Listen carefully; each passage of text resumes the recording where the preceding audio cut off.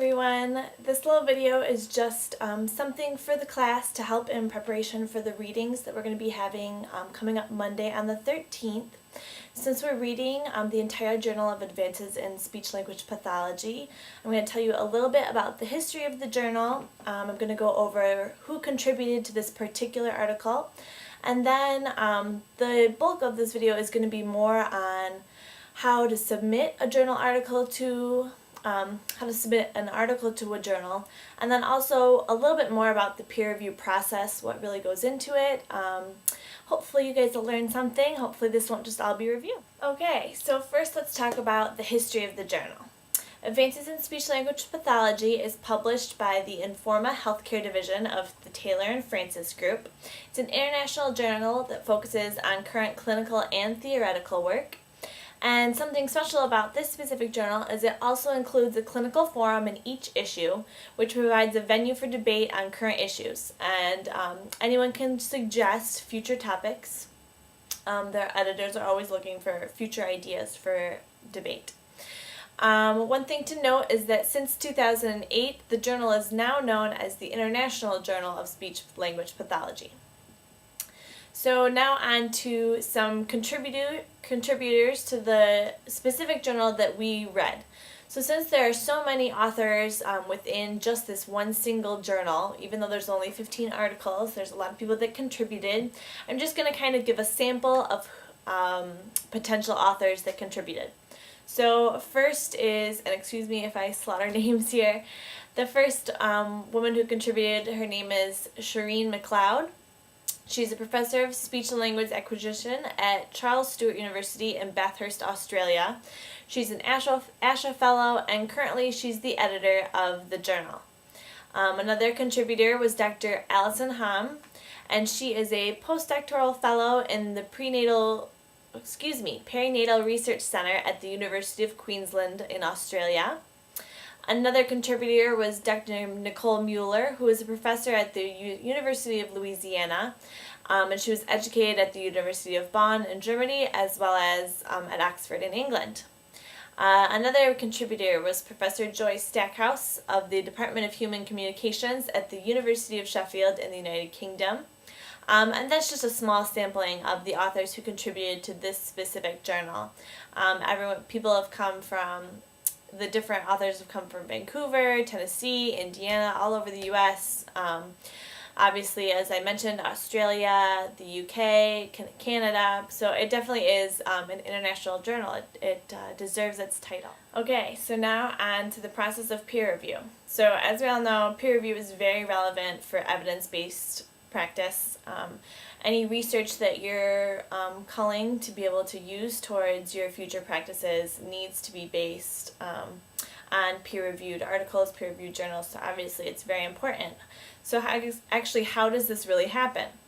So the first thing to look at is who actually does the peer reviewing. Normally it's at least 2 editorial consultants with relevant experience, the associate editor of a given area, and then the editor of the journal. So first, how does it work? Editorial consultants are people outside of the actual journal within the field, and these people actually don't have any contact with each other, they don't work in a group, and often they don't even know each other's identities. So what they do is they're sent an advance copy from the editor of the work, and they review the work, send back their comments and suggestions back to the editor. And it's important to note that the editor doesn't necessarily have to use these comments. It's up to the editor's discretion. So it's very possible that they could get conflicting reviews from 2 different reviewers. So then often they'll send it out to a 3rd reviewer for hopefully some sort of tiebreaker. And the recommendations that reviewers often send back to the editor can normally fall along these sorts of options. First, they can unconditionally accept the proposal. Second, they can accept the proposal in the event that the authors improve on certain aspects that they deem necessary. The third option is that they could reject the proposal but encourage revision and resubmission. And the fourth option is that they could just reject it outright. So a little more on the reviewers who could potentially be sending their opinions. So first, the important thing to remember is that choosing these consultants falls on the editor, and it's actually a really hard task, and it's actually a little political because of the fact that reviewers are not paid and they're giving their own time away from their own research, their own practice, whatever it is they're normally doing. Because as the editor, you're searching for any potential conflicts of interest, it can't be anyone close to the authors, it shouldn't be anyone within their institution, that sort of thing. And then finally, although being a reviewer can add prestige and respect, because of the fact that anonymity is necessary, a reviewer often can't disclose the fact, or basically can never disclose the fact, that they've worked on any particular publication. Okay, so now on to the submission process. You have your research, so how do you get it into a journal? There are a couple different things. The submission process that I'm going to go over is actually specific to the American Journal of Speech-Language Pathology, but after looking over other journals, it's pretty clear that standards are pretty much the same across the board. So there are a couple criteria you have to meet in order for your research to be accepted. First is significance of the topic or the experimental question. Next, it has to conform to standards of evidence and scholarship, and also there must be clear writing. There are some interesting things that actually aren't criteria for acceptance. For example, ASHA membership is not a factor in considering whether or not your research should be accepted. The other really big important thing is your research cannot be under consideration elsewhere or have been published elsewhere, even in electronic form. So now on to a couple more styling requirements in order for your research to be submitted. Obviously you have to follow APA, that's pretty much the standard for our entire profession. You have to use non-sexist and person-first language. Remembering person-first is obviously, you would say children with autism instead of autistic children. There also is a suggested maximum of 40 pages. They will look at research that's longer than 40 pages, but that's kind of the upper barrier that they're looking for. Another factor to consider is acknowledgments, citation of support of research.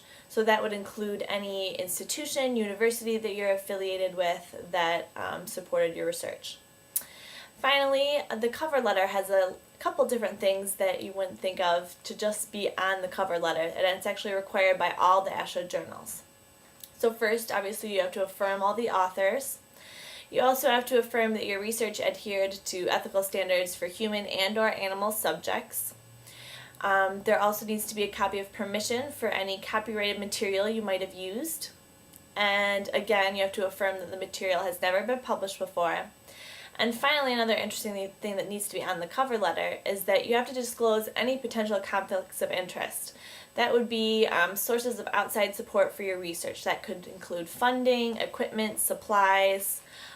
So a good example would be if there were financial interests in a test or procedure that you were using that the reviewers need to be aware of in order to consider your research as unbiased.